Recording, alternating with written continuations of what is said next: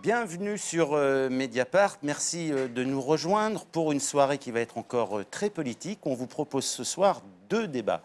Deux débats qu'on a intitulés « Les nouveaux visages de la majorité présidentielle et de ses soutiens » et puis « Les nouveaux visages de l'opposition » vu la désintégration assez spectaculaire des forces de gauche à l'issue de ce cycle électoral. Alors, pendant que vous nous regardez, vous pouvez bénéficier d'une offre d'abonnement qui s'affiche quelque part et même en plusieurs endroits sur la page d'accueil de notre site. Et pour ce premier débat, on va s'arrêter pendant une bonne heure avec Hélène Salvi, qui va co-animer ce débat, sur les nouveaux visages de la majorité présidentielle. Alors, cette nouvelle Assemblée, on l'a beaucoup dit, marque un renouvellement profond de notre représentation politique. Plus de 400 nouveaux députés sur 577 vont faire leur entrée, ont fait leur entrée au Palais Bourbon.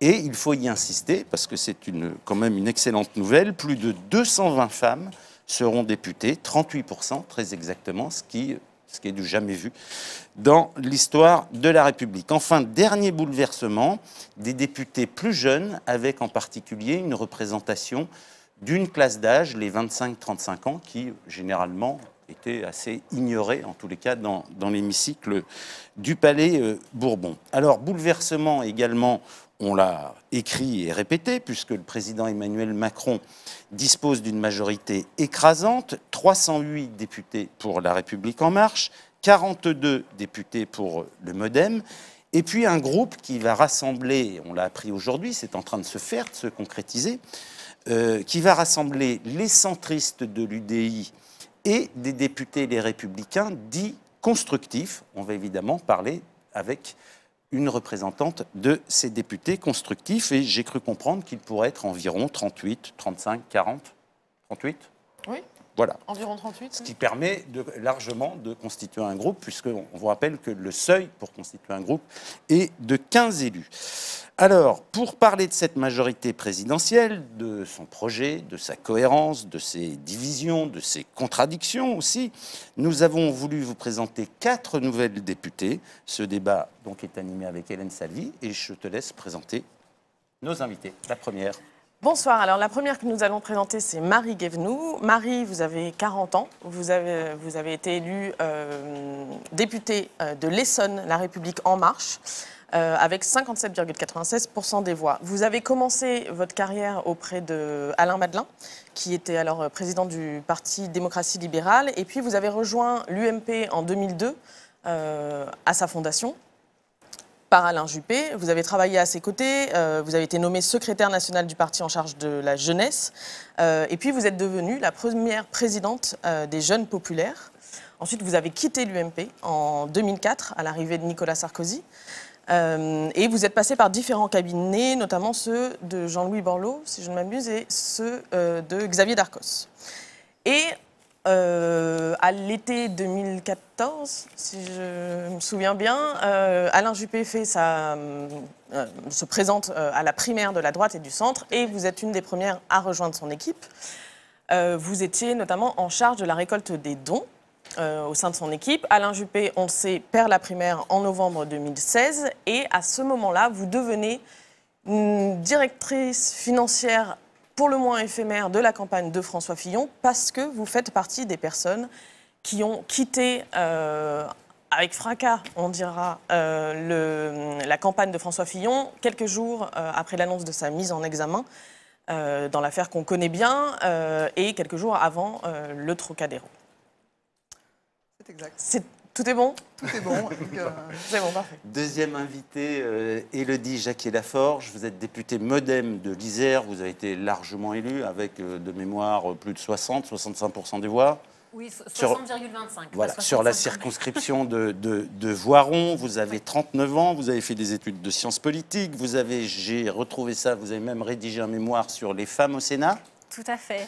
Et vous avez été durant 12 ans, de 2004 à 2016, la collaboratrice parlementaire de la sénatrice UDF puis MoDem, Jacqueline Gourault. Jacqueline Gourault, qui est nommée au gouvernement ce soir avec comme ministre auprès du ministre de l'Intérieur, Gérard Collomb. Oui, ministre délégué. Ah, ministre délégué, d'accord. Oui, alors okay. je suis d'accord avec vous, je ne sais pas totalement encore ce que ça signifie, mais c'est à creuser. J'avais juste vu ministre auprès d'un ministre. Je disais, délégué, non, mais moi aussi je me suis fait la même réflexion, il fallait vérifier. C'est ministre délégué auprès du ministre de l'Intérieur. D'accord. Et vous étiez, avant d'être élu, délégué général de la Fédération des entreprises de crèches. C'est quoi? C'est un organisme privé, c'est ça, qui regroupe? C'est une association d'entreprises. D'accord. Enfin, vous n'êtes pas tout à fait une nouvelle venue en politique, si je puis dire. Non, mais j'ai jamais eu de mandat. D'accord. Hélène? Agnès Firmin-Lebaudot, bonsoir. Vous avez 48 ans, vous avez été élue en Seine-Maritime avec 61,92% des suffrages exprimés, ce qui est aussi un bon score. Alors vous avez une particularité pour le coup sur ce plateau, c'est que vous avez été élu sous l'étiquette LR-UDI et vous avez une autre particularité, certainement encore bien plus, mais vous avez été élu dans la circonscription du Premier ministre Édouard Philippe, donc vous lui succédez dans cette circonscription. Vous étiez d'ailleurs il y a encore peu son adjointe à la mairie du Havre et vous étiez également conseillère départementale depuis 2015 2011, voilà. Ah oui, parce qu'il y avait une...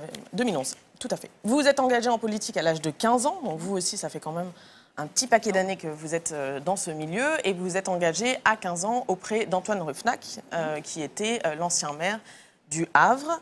Vous avez rejoint aujourd'hui, comme le disait François, ce groupe dit constructif, mais peut-être qu'il changera de nom un peu plus tard, dont, a priori, en tout cas c'est ce qui est en train de se profiler, Thierry Solaire, qui est député de Boulogne-Billancourt, pourrait éventuellement prendre la tête la semaine prochaine. Ça, on verra ça mardi. Les élections auront lieu mardi. Tout à fait. Alors, on va juste faire quand même un point d'actualité, parce que l'actualité de ce jour, c'est le nouveau gouvernement. C'est d'abord, on le sait depuis 2-3 jours, l'exfiltration de Richard Ferrand, le départ hier de Sylvie Goulard, le départ annoncé ce matin de François Bayrou et de Marielle de Sarnez. Nouveau gouvernement, donc, avec 5 nouveaux ministres, 6 nouveaux secrétaires d'État. Le MoDem n'est pas éradiqué, puisque si j'ai bien compris, il y a encore 2 représentants dans ce gouvernement, Édouard Philippe II. Mais vous qui êtes élu MoDem, vous vivez ça comment? Parce qu'on a quand même les 2 grandes figures publiques du MoDem depuis des années, Bayrou et Sarnez, qui sont écartés, qui ont choisi de se retirer. Est-ce que dans ce nouveau gouvernement, vous voyez des changements d'équilibre politique? Est-ce que ça vous incite à reconsidérer un peu les choses? Alors, pas du tout. Il s'agit vraiment d'être... Vous passez Bayrou et Sarnez par pertes et profits comme ça? Non, pas du tout. Non, mais si vous voulez, je pense que ce qu'ils ont fait, c'était au final nécessaire parce que, d'ailleurs, je salue vraiment leur décision de présenter leur démission. Je pense que c'était vraiment... Voilà, aujourd'hui nécessaire, ça les empêchait en plus d'être concentrés totalement dans leur action de ministre et qu'ils ne pouvaient pas se défendre comme ils souhaitaient le faire. Donc je pense que c'est effectivement dommage pour le gouvernement parce que la loi qui est portée notamment par François Bayrou est vraiment une loi importante et il faut commencer le travail, ça c'est vraiment important. Et en même temps, les conditions n'étaient pas réunies pour que leur projet puisse s'accomplir dans la sérénité et de l'autre côté qu'ils puissent avoir une liberté de parole qui leur permette de réellement se défendre. Sur les équilibres politiques, comment vous voyez les choses? Vous pensez qu'on reste exactement dans la droite ligne de ce qui était souhaité ou est-ce qu'il y a quelques mouvements dans les équilibres? Vous allez me dire, c'est les vieux équilibres, droite-gauche? Oui, moi je crois que, en effet, je vais vous dire ça, c'est les vieux équilibres droite-gauche. Non, mais on a regardé rapidement la composition du gouvernement, mais ce que je remarque, c'est qu'il y a beaucoup de ministres, encore une fois, qui sont issus de la société civile, plus que des anciens partis. Donc ça me semble aller complètement dans la démarche qui avait été annoncée par le président de la République et par le Premier ministre. Et puis ensuite... j'ai noté aussi la nomination de quelques parlementaires issus de la droite, comme Sébastien Lecornu ou Jean-Baptiste Lemoyne, et je m'en félicite. C'est très bien, ça veut dire qu'en effet, les équilibres sont respectés. Il y a à la fois des fortes personnalités de gauche, des fortes personnalités de droite, et puis essentiellement un gouvernement orienté, issu de la société civile et sans engagement partisan précédent. Alors, j'énonce juste un argument qu'on a beaucoup entendu toute la journée venant de la droite, qui était de dire finalement ce gouvernement, en exfiltrant Richard Ferrand, puis le retrait de Marielle de Sarnez, puis ce groupe dits constructifs, pardon, j'allais dire des constructeurs, non, dits constructifs, qui serait présidé par Thierry Solère, on transfère du gouvernement, à l'exception de Thierry Solère, au Parlement, 3 personnes supposées prendre les présidences de groupe qui, toutes les 3, sont touchées ou visées par des affaires. 2 personnes sous enquête, éventuellement visées par des enquêtes préliminaires. Il s'agit de Richard Ferrand et de Marielle de Sarnez. Et une personne visée par une enquête fiscale. Il s'agit de Thierry Solère. Comment vous, comme député, comme nouvelle députée, vous voyez ça? Parce qu'après tout, c'est vous qui allez voter pour ces présidents de groupe. En ce qui nous concerne, l'élection aura lieu mardi, donc Oui. je ne sais pas s'il y aura un candidat ou plusieurs candidats. Oui. Et en fonction de qui sera candidat, nous verrons. Mais on a l'impression que les jeux sont quasi faits, sont déjà arbitrés entre Matignon et l'Élysée. C'est pas votre sentiment? Entre Matignon et l'Élysée pour la présidence du groupe constructif, je ne crois pas, non. C'est bien des députés qui vont choisir leur président de groupe et l'élection aura lieu mardi matin, 10h. Justement, sur ce groupe, effectivement, pour rebondir un peu sur ce que disait François, ce groupe de constructifs, on sait qu'il est énormément composé de proches du Premier ministre, qui, pour le coup, connaît bien ces personnes-là et connaît très peu les nouvelles figures de ce qui est censé être sa majorité.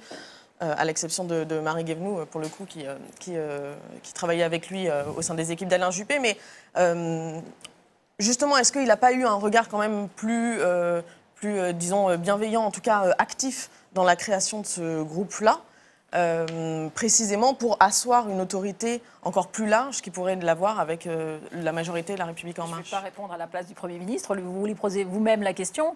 D'abord, ce groupe-là, il n'est pas dans la majorité présidentielle. Ce groupe-là, il s'inscrit bien dans l'opposition, mais dans une opposition constructive. C'est-à-dire que les membres comme moi qui ont fait le choix d'aller dans cette ligne, c'est une ligne que nous avons défendue, d'accompagner une nouvelle méthode, c'est-à-dire faire travailler des gens de gauche, de droite et de la société civile dans le sens de l'intérêt de la France. C'est cette méthode que nous souhaitons accompagner avec quelque chose qui a été demandé par tous les députés qui siégeront dans ce groupe, c'est d'avoir une liberté de vote, une liberté totale sur nos votes. Et ça, c'est quelque chose qui est assez important et je crois qu'on le verra déjà dès le vote de confiance, puisque certains ont émis des positions assez différentes.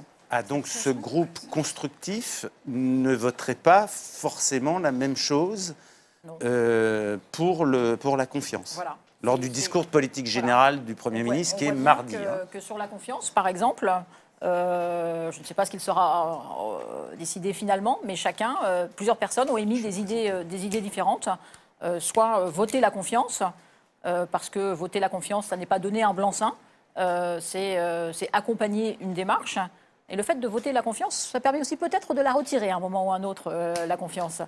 Et puis certains ont émis le souhait de vouloir s'abstenir. Donc, et nous sommes partis sur l'idée de dire que la liberté de vote était un principe fondamental de la constitution de ce groupe. Et je trouve ça plutôt intéressant. Oui. Et vous, par exemple, vous envisagez a priori de voter la confiance? Vous attendez le discours? Vous dites non, je suis plutôt sur... Accessoirement, j'aime bien prononcer quand je connais les choses. Vous connaissez le programme? Je connais la personne qui va présenter le programme. Je connais bien Édouard Philippe. Je connais bien la façon dont il travaille. Et c'est ce pourquoi moi j'adhère à ce projet et j'y adhérais très tôt. Ça a été vraiment ma ligne de campagne, d'accompagner cette méthode de travail. Après, sur la confiance, moi je suis plutôt partie pour la voter. Parce que voter, ça veut dire aussi voter sans blanc-seing, ça veut dire aussi pouvoir la retirer, cette confiance. Et je trouve que c'est un geste plutôt fort, mais moderato, ce qui sera effectivement prononcé lors du discours de politique générale. D'accord. Alors, je présente donc Émilie Cariou. Merci de nous rejoindre. On a fait un premier tour rapidement concernant le gouvernement. Donc, pour vous présenter, vous êtes députée La République En Marche de la Meuse. Vous avez 45 ans. Vous avez été largement élue. J'ai plus le score exact en tête, mais je regardais tout à l'heure. C'était 62, c'est ça. Vous avez fait des études de sciences politiques, vous avez travaillé à l'AMF, l'autorité des marchés financiers, et puis j'ai vu que vous aviez fait la campagne d'Arnaud Montebourg pour les primaires de 2012, et ensuite, sous le quinquennat Hollande, vous avez fait 2 cabinets ministériels, vous avez été membre de 2 cabinets ministériels, celui de Fleur Pellerin au numérique, et puis celui de Audrey Azoulay à partir de 2014 au ministère de la Culture. Donc vous aussi, si je puis me permettre, vous n'êtes pas véritablement issu de la société civile, mais vous avez déjà une bonne expérience politique et d'engagement militant derrière vous. On faisait un commentaire sur ce gouvernement, sur ses équilibres politiques. Est-ce que vous pensez qu'on reste dans la même ligne ou est-ce que vous venez clairement de la gauche et du Parti socialiste? Est-ce que vous pensez qu'il y a un changement de cet équilibre du en même temps de la droite, en même temps du centre, en même temps de la gauche? Alors déjà, moi, je ne viens pas du Parti socialiste. Je n'ai jamais été engagée au Parti socialiste ni encartée jusqu'à présent et c'est mon premier mandat. Donc effectivement, j'ai été membre de cabinet ministériel en tant que conseillère technique, puis conseillère, sur la base de mes compétences, si vous voulez, mais l'engagement, il était clairement sur un gouvernement qui était plutôt à gauche, il faut bien me dire. Cela étant, moi, j'étais pas membre de parti et c'est mon premier mandat. Donc, j'estime quand même que je suis issue de la société civile, même si, effectivement, j'ai eu à mener les politiques publiques, à écrire des projets de texte et à les mettre en application. Et en ce sens, je suis plus expérimentée que certains qui n'ont jamais eu à mener les politiques publiques. Sur l'équipe du gouvernement, moi, je m'y reconnais toujours. C'est-à-dire qu'il y a toujours un équilibre gauche-droite, centre. Pour moi, les équilibres sont toujours respectés dans les annonces qui viennent d'être faites. Le départ de François Bayrou et Marielle de Sarnez, Sylvie Goulard, ne vient pas quand même minorer profondément le rôle du MoDem dans ce gouvernement? En nombre de ministres, effectivement. Après, on a eu des élections. Maintenant, suite aux élections, on a ce remaniement. Ce gouvernement, il reflètera aussi des équilibres qui sont issus des élections législatives. Et voilà, maintenant, ce sont vraiment des circonstances particulières qui ont mené à ces départs de ministres. Et je pense que François Bayrou a bien expliqué les motivations de son départ. Une question qui rejoint un petit peu ce dont on parlait à l'instant, et vous n'étiez pas là, mais qui s'adresse plutôt à vous deux, parce que vous êtes La République En Marche sans aucun problème. On l'a vu avec l'exfiltration, appelons ça comme ça, de Richard Ferrand, à qui Emmanuel Macron a demandé de briguer la présidence du groupe. Je crois que ça sera samedi, le vote. Mais au-delà de ça, on a le sentiment tout de même que Emmanuel Macron, l'Élysée, en tout cas, a un vrai pouvoir de décision sur le Parlement, ce qui pose pour le coup un problème de séparation des pouvoirs. Est-ce que c'est des sujets que vous avez entre vous à La République En Marche? Est-ce que vous allez voter obligatoirement pour Richard Ferrand samedi? Comment ça se passe dans cette relation avec le président de la République et le Parlement? Alors que là, on a un Parlement qui a apporté une majorité très claire au président de la République. Ce n'est pas la première fois dans l'histoire de la Ve République qu'on est face à cette situation. Ça ne veut pas dire que le président change de rôle au point de vue institutionnel et constitutionnel. Donc ce n'est pas inédit du tout dans la Ve République qu'un président dispose d'une large majorité. Moi, ça ne me choque pas en tous les cas. Et le fait que le fait que Richard Ferrand maintenant se présente à la tête du groupe, c'est pas choquant dans la mesure où c'est lui qui a mené la campagne. Il est légitime en tant que chef du groupe, en tant que chef de cette majorité-là.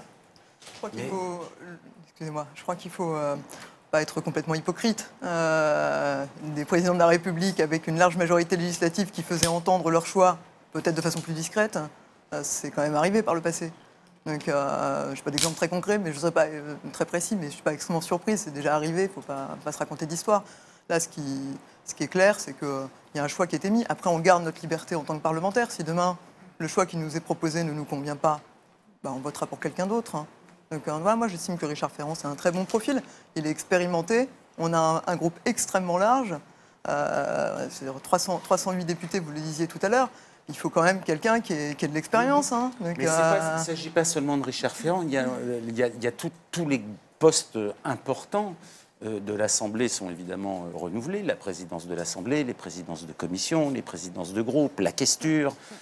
Donc tout ça, et je dirais que lors des législatures précédentes, comme le renouvellement était bien moindre, je dirais qu'on avait des vieux dinosaures, si je puis dire, qui progressivement, au 4e, au 5e mandat, pouvaient prétendre attraper la questure, etc. Là, on est dans une situation totalement différente. Et le sentiment qu'on a, c'est que cet arbitrage, qui est quand même très important sur les grands postes de l'Assemblée, se fait quelque part entre les dirigeants d'En Marche, l'Élysée, Matignon, mais pas avec les parlementaires. Est-ce que, par exemple, vous en avez parlé sur la présidence de l'Assemblée? Vous avez déjà eu des réunions? On a un séminaire de groupe samedi et dimanche, donc il faut aussi nous laisser le temps de nous rencontrer. Hein. On se rencontre tous, hein. C'est la première fois qu'on se rencontre aujourd'hui, par exemple. Donc voilà. Donc, ouais. Le séminaire, ça va être aussi l'occasion de parler de ça, je pense. Donc, il y a quand même une autre question qui a émergé et on est obligé de la mettre en exergue pendant les législatives, pendant la campagne des législatives. Vous êtes, on l'a dit, et c'est une très bonne chose, aujourd'hui un visage de l'Assemblée renouvelé, féminisé, etc. Mais on l'a vu aussi sur vos affiches de campagne, par exemple. C'était très clair pour tout le monde. Comme beaucoup arrivaient de la société civile et n'étaient pas connus sur le terrain, les affiches montraient une grande photo d'Emmanuel Macron à côté de la vôtre. En soi, la question qui se pose, c'est est-ce qu'aujourd'hui, on a une majorité, La République En Marche, qui doit tout, en tout cas l'élection au président de la République, et qui lui est complètement dévolue, ou est-ce que il va être possible, au sein de cette majorité, d'avoir un vrai rapport de force parlementaire avec l'Élysée et Matignon? C'est notre rôle en tant que parlementaire. Mais est-ce que c'est si évident que ça dans le contexte Laissez-nous prendre nos marques. On a été élus il y a 48 heures ou 72, je ne sais plus, parce que les journées sont un peu longues. Mais c'est notre rôle. Donc on va... c'est comme ça qu'on fera un bon travail ensemble avec le président de la République, le gouvernement et le Parlement. C'est qu'on exerce bien sûr notre rôle à plein. Élodie Jacquier-Laforge, vous voyez ça pareil? Alors nous, on n'est pas du tout dans les mêmes chiffres, hein, puisque 42, on a fait la réunion en début d'après-midi. On a pu tous se présenter les uns après les autres. Donc c'est vrai que les relations sont, entre nous en tout cas, sont déjà commencées. On a aussi un séminaire. A priori, il va y avoir des séminaires croisés en plus ce week-end pour que on apprenne en plus à travailler au sein des deux groupes. Je suis assez d'accord avec ce qui vient d'être dit. Hein. On a tous des profils effectivement différents de la société civile ou autres, avec des expériences assez fortes et avec des caractères en plus assez trempés, parce que pour faire les campagnes qu'on a faites, fallait avoir un sacré tempérament. Donc je ne pense pas qu'on se laisse, en tout cas, je vais parler juste pour ma part, mais je ne pense pas qu'on se laisse dicter les choses. Et il y a une vie parlementaire, il faut s'approprier le système, le fonctionnement, et c'est vraiment aux parlementaires d'élire leur président de groupe. Alors, en tout cas, vous connaissez la mécanique parlementaire. Vous avez été collaboratrice d'une sénatrice, donc ça, vous savez faire. Oui, et puis je pense qu'aussi, même si on n'a pas forcément toutes le même profil ce soir, je pense qu'on a, en tout cas, c'est ce que je ressens, mais la même volonté de participer activement et d'être vraiment des parlementaires investis. Moi, je le serai à 100%, et je vais démissionner de mon travail pour pouvoir être à 100%. Donc je compte bien faire les choses D'accord. totalement. Agnès Firmin-Lebaudot, ce groupe dit constructif, et il se chuchote que c'est une idée de Jean-Pierre Raffarin de l'avoir appelé comme ça, constructif. Finalement, il va servir à quoi? Parce qu'Emmanuel Macron n'a pas besoin, vu son énorme majorité parlementaire, en plus avec le soutien du MoDem, dans le jeu politique parlementaire, à quoi il sert? Il sert à échapper, je dirais, à la droite de Laurent Wauquiez, ou... Il sert il est constitué de républicains, de parlementaires UDI et indépendants, il va servir à faire entendre la voix de la droite et du centre dans les projets sur lesquels nous avons bien l'intention de travailler. Nous avons bien aussi l'intention de construire des choses, et donc ce sera pour nous le moyen de faire entendre la voix de la droite et du centre, et que sur la majorité pour l'instant unie, et c'est bien légitime d'En Marche, parce que c'est tout nouveau, et on voit bien que sur les 308, c'était ça, 308, je ne sais pas si sur les 308, sur tous les sujets, parce qu'on voit bien que sur 308, on voit bien que les tendances ne sont pas forcément les mêmes, peut-être, et que peut-être, à un moment ou à un autre, sur des sujets bien précis, le gouvernement aura besoin d'un soutien qu'il pourra, ou pas d'ailleurs, trouver chez les constructifs. Mais vous, pourquoi vous avez fait ce choix de rejoindre ce groupe, vous, personnellement? Moi, personnellement... Parce que c'est une vraie rupture avec votre famille politique. Je ne suis pas sûre que ce soit une vraie rupture avec ma famille politique. Moi, j'insiste sur la liberté de vote. Moi, je revendique d'être une femme de droite. Je le suis depuis toujours et je le serai. Moi, j'ai envie de pouvoir travailler autrement. Et c'est ce que je fais avec Édouard Philippe. C'est ce que je fais avec Édouard Philippe. C'est ce que nous faisons dans nos collectivités, d'ailleurs. Quand vous interrogez les maires de communes ou les présidents de communautés d'agglomération, c'est ce que nous faisons. Et moi, c'est ce que je fais depuis plus de 16 ans. Et je sais que le Premier ministre sait faire marcher ça, et je sais que les gens attendent ça. Enfin, on sort de campagne électorale où on voit bien que, et d'ailleurs, on l'a, nous, LR, j'allais dire, pris vraiment fort dans la figure, notre parti n'a pas été présent au deuxième tour de l'élection présidentielle. C'est quand même un signal très fort, et d'ailleurs, le Parti socialiste non plus. Donc je crois que le message qui nous a été envoyé, c'est essayer de travailler ensemble avec des gens qui en ont envie pour faire avancer les choses. Moi, j'ai envie de travailler avec des gens issus de la gauche, issus de la droite, ma famille politique, issus de la société civile, dont je fais aussi un petit peu partie, puisque moi, j'exerce un métier et je vais essayer de continuer à l'exercer parce que je trouve que c'est important de rester au contact de nos électeurs. Voilà, donc moi, c'est vraiment cette méthode de travail qui, pour moi, je crois, a été un signal fort envoyé par nos électeurs. Essayer de travailler ensemble. Mais pardon, mais c'est exactement la démarche qu'a entreprise Emmanuel Macron. Donc dans ce cas-là, pourquoi ne pas avoir rejoint La République En Marche? Parce que moi, je n'ai toujours pas compris ce que c'était que La République En Marche. Voilà. Et que j'appartiens à un parti politique qui a des idées qui sont les miennes. Mais j'ai envie d'accompagner cette méthode. Je ne crois pas que mon parti soit exactement sur cette méthode. Je crois que mon parti est plutôt sur l'opposition systématique. Moi, je pense qu'il est temps de ne plus s'opposer systématiquement. Mais est-ce que vous aviez, et c'est la dernière question sur ça, mais est-ce que vous aviez une vraie incapacité, vous, à siéger au sein d'un groupe avec des personnalités comme Éric Ciotti, par exemple? Est-ce que les fractures idéologiques aujourd'hui à droite, elles sont tellement importantes que vous ne pouvez plus travailler avec ces gens? Je crois que le Trocadéro a laissé des traces. Voilà. D'accord.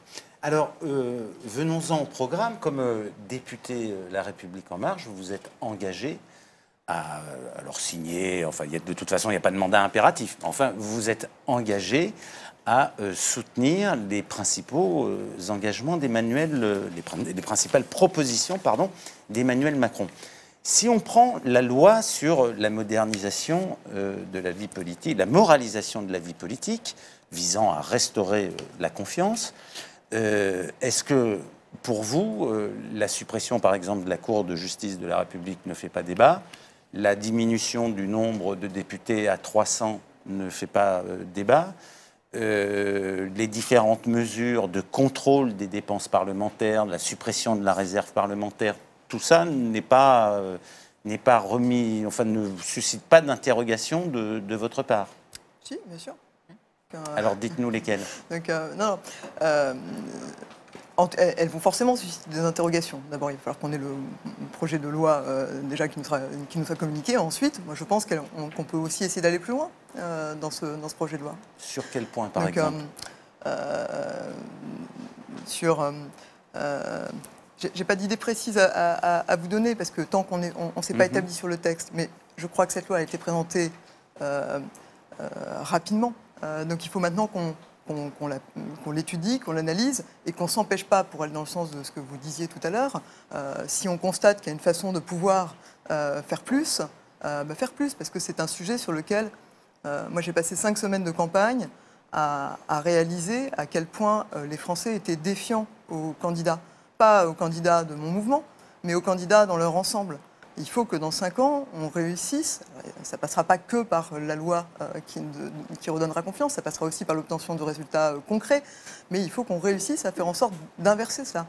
Donc je n'ai pas de réponse précise à vous donner, mais ce que je veux vous dire, c'est que dans l'état d'esprit, ce projet de loi, bien sûr qu'en tant que parlementaire, enfin, je pense que c'est le cas de tout le monde, on va en prendre connaissance, voir de quelle manière on peut, si c'est possible, aller plus loin.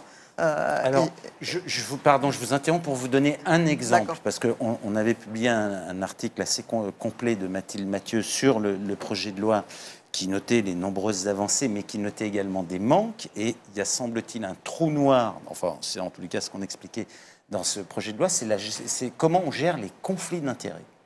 Et quelle est exactement la place du déontologue de l'Assemblée, son pouvoir de sanction ou de déjà son pouvoir de contrôle et ensuite les mécaniques de sanction.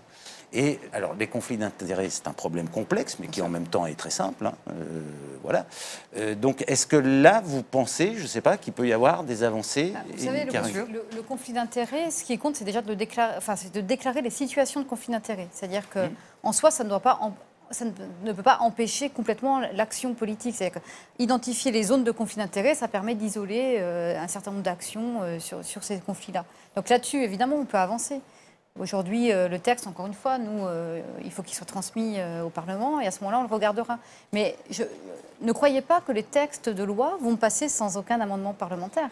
D'ailleurs, un projet de texte, il évolue au fil du temps, il évolue au fil de la navette. Pourquoi ? Parce que les parlementaires, ils auditionnent aussi toutes les parties prenantes à un projet de texte et que du coup, ça alimente aussi des projets d'amendement. Donc notre méthode de travail, de toute façon, elle restera clairement pragmatique en lien avec nos électeurs. Et d'ailleurs, je souscris complètement à ce qui a été dit tout à l'heure. C'est-à-dire que dans les politiques locales, aujourd'hui, quand vous menez une politique, vous ne vous posez pas en permanence la question de savoir si elle est de gauche ou de droite. C'est qu'il y a des problèmes très concrets à régler et il faut les régler. Voilà. Après, il y a des grandes lignes qui sont guidées par des idéologies, effectivement. Savoir est-ce qu'il faut une école publique, privée, etc. Mais on n'en est plus là aujourd'hui. Donc, quand on mène des politiques publiques sur le terrain, et les collectivités locales le font tous les jours, et ils travaillent ensemble. On va continuer à le faire. En revanche, nous, on est aussi redevables devant nos électeurs. Donc, s'il y a des choses qui déconnectent complètement par rapport à des priorités d'un territoire, bien évidemment, moi, je suis issue d'un territoire où les questions agricoles sont très importantes. Bien évidemment que je vais regarder de très près ce qui va être fait au moment des états généraux de l'alimentation. Parce que je sais quelles sont les priorités aujourd'hui des agriculteurs. Donc il ne faudra pas laisser passer le coche. Vous voyez ce que je veux dire? C'est qu'il faut arrêter avec cette histoire de député Godillot. Vous voyez bien que là, vous avez des gens qui sont très investis, qui ont été choisis justement pour cette ténacité. Donc, ce n'est pas demain qu'on va... Oui, mais vous savez aussi que les députés, même les plus expérimentés, se heurtent aussi en permanence. Vous avez été dans des cabinets ministériels au pouvoir des cabinets, au pouvoir du Conseil d'État. Le projet de loi Bayrou a déjà... juridique, hein, oui, donc... non, mais oui, d'accord. Enfin, on peut aussi... le projet de loi Bayrou a déjà été raboté pour partie. Il y a une autre disposition qui a disparu au passage, qui est celle des rémunérations annexes des députés et de leur plafonnement.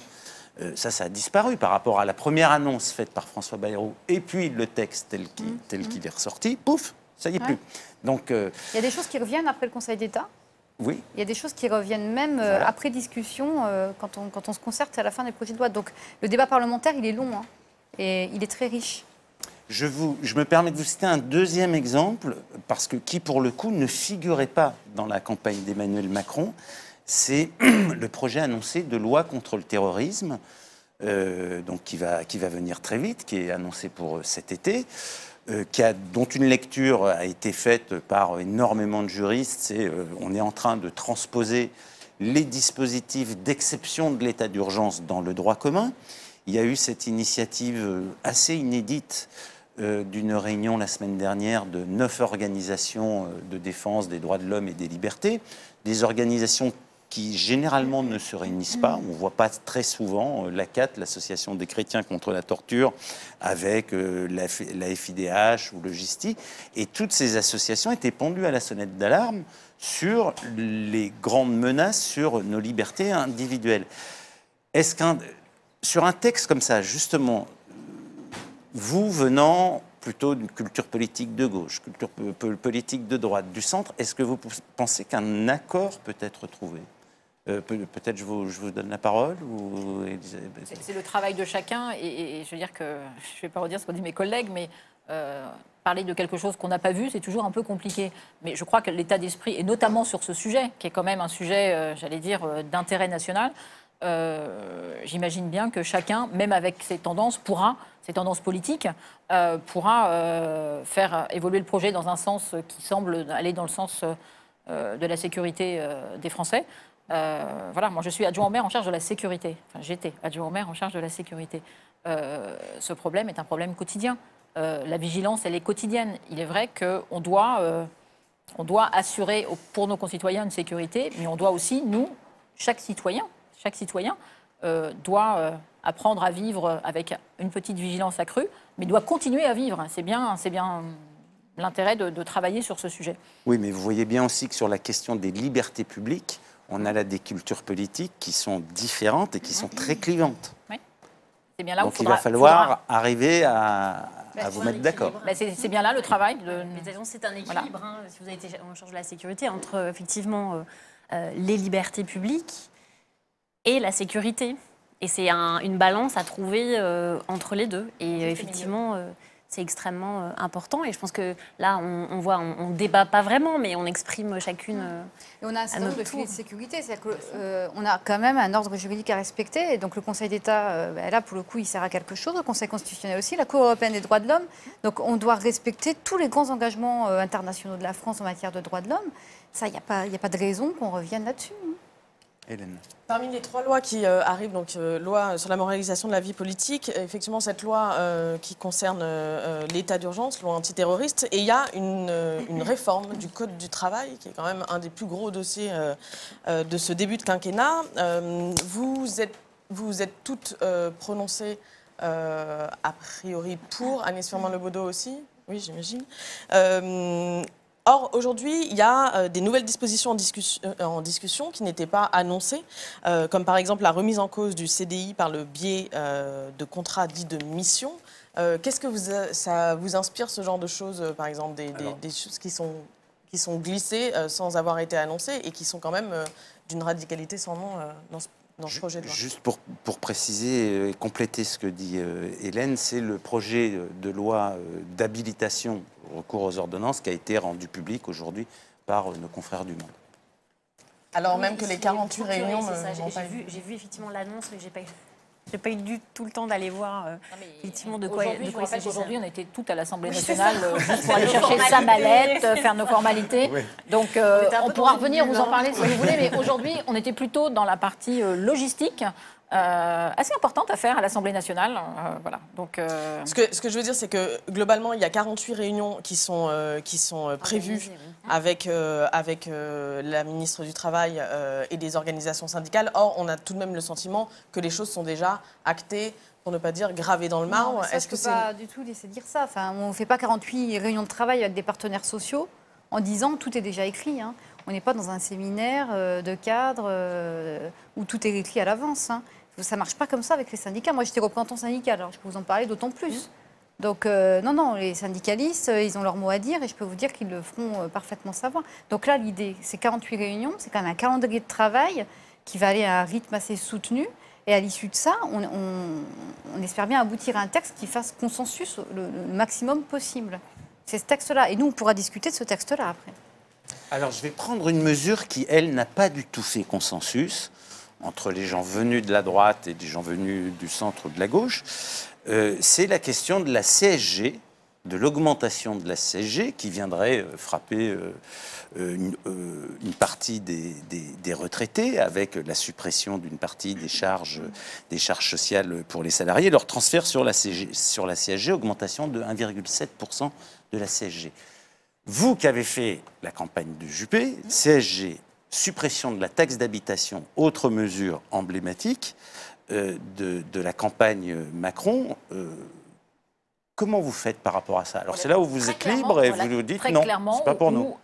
Si ce plafond de 1 200 € et les 1,7 ne varient pas, très clairement, je voterai contre. D'accord. Très clairement. Moi, j'ai écouté beaucoup et on voit bien que ce plafond de 1 200 € est juste pas possible. Et donc là, notre travail sera de discuter, de faire entendre notre voix sur ce sujet. Et sur la suppression de la taxe d'habitation, il faut voir les deux côtés. Moi, je travaille beaucoup avec des maires et qu'on sait très bien que l'équilibre financier des collectivités locales devra être trouvé si cette taxe d'habitation est réellement supprimée. Certes, on arrange la situation financière de nos concitoyens, mais de l'autre côté, il faut bien que quelqu'un paye. Donc qui, par quels moyens? Et donc là, on voit bien que l'équilibre déjà très précaire de certaines collectivités locales, qui ont déjà beaucoup subi la baisse des dotations de l'État, voilà, ça c'est un vrai sujet, d'opposition. Et le dit Jackie Laforge sur ces deux réformes, qui ne sont pas des petites réformes, ça peut sembler technique, mais c'est quand même super important. Et puis c'était effectivement les sujets sur lesquels on était vraiment sollicités quotidiennement dans les campagnes, parce que dans les campagnes, pendant la campagne et dans les campagnes aussi. Mais c'est vrai qu'après, il faut bien trouver des systèmes de financement pour pouvoir baisser le coût du travail. Donc c'est ce à quoi sert l'augmentation de la CSG. Alors effectivement, le plafond de 1 200 € net, on peut effectivement en rediscuter. En même temps, pour les personnes qui sont touchées, ça fait une augmentation de 25 € par mois. Elle est compensée par la suppression de la taxe d'habitation. Alors après, effectivement, c'est le jeu de domino. Alors après, la taxe d'habitation, effectivement, on l'a supprimée. Alors les communes, comment est-ce qu'elles font? Il y a quand même un pacte de confiance qui va être fait avec les collectivités territoriales, avec un plan d'investissement de 5 milliards d'euros et aussi une méthode de travail qui doit changer. C'est-à-dire que il s'agit, alors en tant que parlementaire, c'est peut-être pas forcément évident, mais de faire moins de lois, de faire mieux de lois, et d'offrir aux collectivités territoriales une boîte à outils pour leur permettre d'être autonomes. Alors elles le sont normalement fiscalement, mais d'être autonomes et d'avoir plus de latitude et plus de souplesse dans leur fonctionnement. Qu'elles aient... alors on en parle beaucoup, mais c'est les normes, enfin je veux dire le poids, le coût des normes pour les collectivités, il est très important. Donc si on arrive à faire baisser ce poids-là, on permet aussi aux collectivités de retrouver une indépendance financière. Et puis il ne faut pas oublier quand même que cette mesure CSG, à la base, c'est quand même pour faire peser aussi le poids du financement de la protection sociale sur les revenus du capital, les revenus des dividendes, les intérêts financiers, ce qui me paraît être une mesure parfaitement juste au demeurant. Après, le plafond de 1 200, effectivement, il va être très discuté. Parce que ça, partout où on est passé, évidemment, c'est remonté en masse. Mais il ne faut pas voir aussi qu'une mesure isolée. Il y a la suppression de la taxe d'habitation, il y a les soins de santé qui vont être remboursés à 100%. Donc il faut voir aussi tout ce qui influe sur la vie quotidienne des Français. Il y a l'individualisation de l'impôt sur le revenu, par exemple, qui pourrait être fait au choix. Il y a un certain nombre de mesures qui iront dans le sens du pouvoir d'achat. En tous les cas, faire peser la protection sociale, le financement de la protection sociale qu'on ne veut pas dégrader, encore une fois, et qu'on veut maintenir, sur les revenus du capital et les produits financiers, me paraît être une mesure plutôt intéressante. Vous voyez bien que sur des mesures de ce type, et vous l'avez constaté, vous le disiez pendant la campagne électorale, vont cristalliser, pour ne pas dire hystériser le débat public. Oui, mais il faut voir comment étaient financées les mesures qui étaient proposées ailleurs, si vous sans rentrer dans le débat. Simplement, la question que je voulais vous poser, elle était plus politique. Vous, toutes deux députés de La République En Marche, un groupe de 308 députés, vous allez vous engager dans la construction d'un compromis avec vos collègues, une députée constructive, une députée du MoDem. La tentation, on la connaît, elle va être de passer en force en disant une majorité de 308, on y va. Et on y va le plus vite possible pour ne pas que ça devienne un trop gros débat public. Non? Qu'est-ce que... C'est surtout qu'on a fait campagne en annonçant la couleur. On n'a pas dit, c'est pas vrai, on ne va pas augmenter la CSG d'1,7. On l'a dit, on l'a expliqué, comme viennent de le faire mes collègues, et on a expliqué nos motivations. Et on sait qu'il y a un effort qui va être fort de la part des retraités. Et sur le principe du seuil, on a fait remonter au gouvernement le fait qu'à 1200, c'était en effet bas et que si ils étaient dans la niche de la taxe d'habitation, d'être pas exonérés de taxe d'habitation et à la limite du seuil, c'était un peu compliqué. On l'a fait remonter, ça. Et le président de la République a dit, je crois que maintenant ça commence peut-être à dater de 15 jours, a dit qu'il avait demandé au gouvernement d'étudier des mesures compensatoires. Donc voilà, je pense qu'il faut aussi laisser un peu venir. Mais sur la CSG, on a dit clairement ce qu'on faisait. Donc il n'y a pas de raison qu'on ne le fasse pas. Il y a d'autres sujets, on sait, au Parlement qui créent en règle générale des clivages entre les personnes issues de la gauche et de la droite, surtout les sujets de société. Mardi, le comité d'éthique va donner son avis sur la PMA pour les couples de femmes, qui est un avis qui est attendu depuis très longtemps, depuis 4 ans. Emmanuel Macron a dit qu'il était pour. Est-ce que vous l'êtes aussi, issu de vos cultures politiques différentes? Est-ce qu'il y aura un accord, alors là pour le coup c'est plutôt pour vous deux, sur ce sujet dans la majorité, entre les personnes issues de la gauche et les personnes issues de la droite? Moi, je suis pour.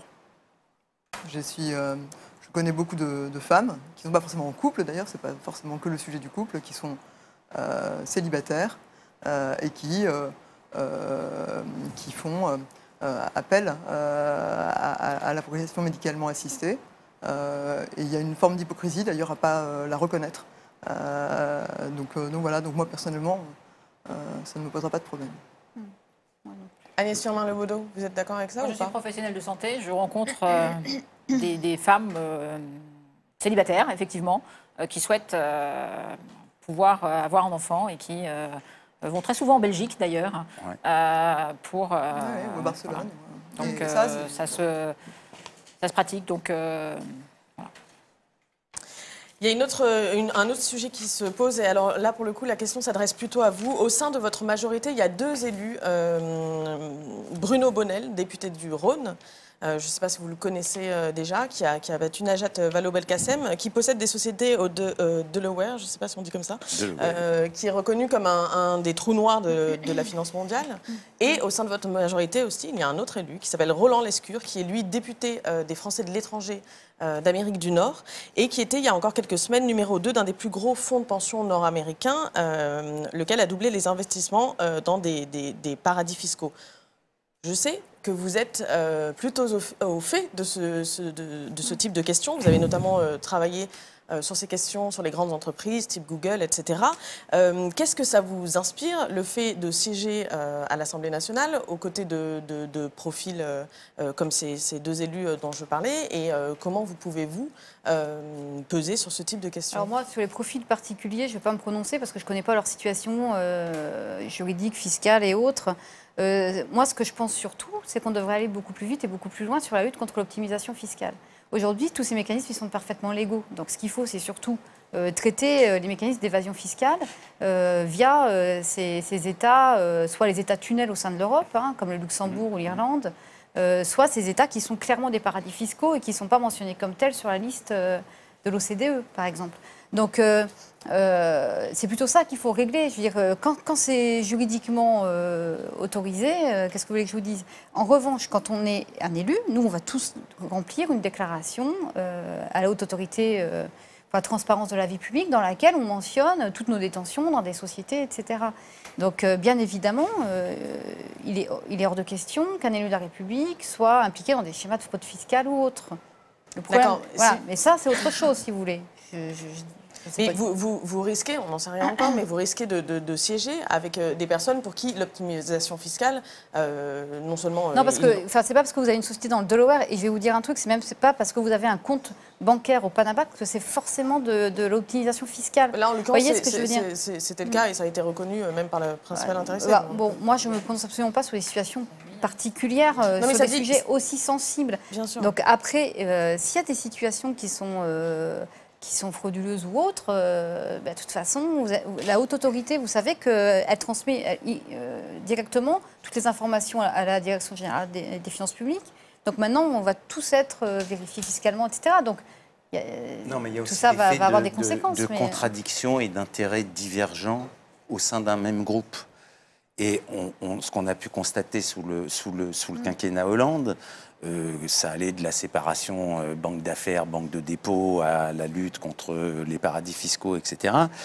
C'est l'extrême difficulté enfin vous le savez mieux que moi, l'extrême difficulté à porter ces réformes et ensuite à aller les vendre aussi à nos partenaires européens ou à l'OCDE. Oui. Donc voilà, si en plus au sein d'un groupe il y a des intérêts ou des analyses qui sont divergentes. S'il y a 2-3 personnes qui sont des adeptes des paradis fiscaux, c'est pas eux qui vont faire la ligne politique.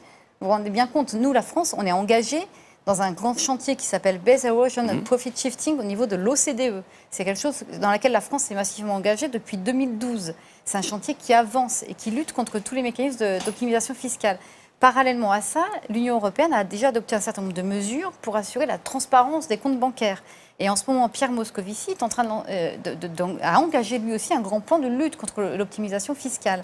Toutes ces mesures, elles ont pour but de faire en sorte que les profits soient imposés là où ils sont générés. Évidemment, s'il y a des cas individuels et particuliers, ce n'est pas eux qui vont faire la ligne politique aujourd'hui du Parlement en France. D'accord. On a parlé au début de ce débat du renouvellement de l'Assemblée, 400 nouveaux députés, etc. Et puis, ce qu'on entend quand même beaucoup, et j'entendais encore hier sur une radio, c'est en même temps une très forte homogénéité. Alors on a lu, c'est la France des gens bien nés, c'est la France des gens heureux, c'est la France des CSP+, où sont les ouvriers, où sont les aides-soignantes, où sont... Donc dans cette diversité des parcours sociaux, comment vous voyez ça? Comment vous ressentez ça, par exemple? Écoutez, il y a une commission nationale d'investiture, il y a eu 19 000 candidats, rien que dans la 9e circonscription de l'Isère, il y en a eu... 8 000 candidats en tout, 8 000 candidats au premier tour aux législatives. Non, mais je veux dire des candidats en amont, parce que vous me parlez des profils. Donc il y a eu potentiellement un vivier de 19 000 candidats.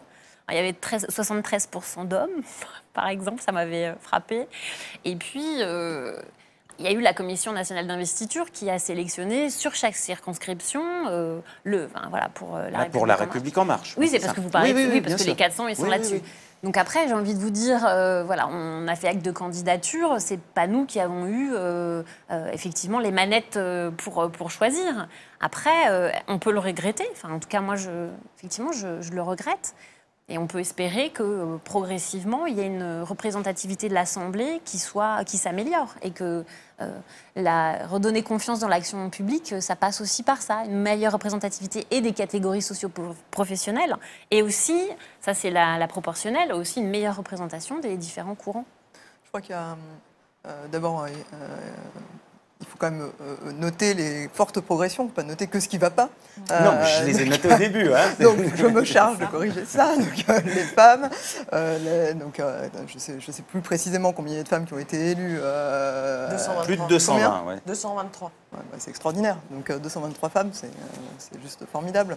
La moyenne d'âge a considérablement chuté. Je voyais les huissiers qui nous accueillaient à l'Assemblée nationale...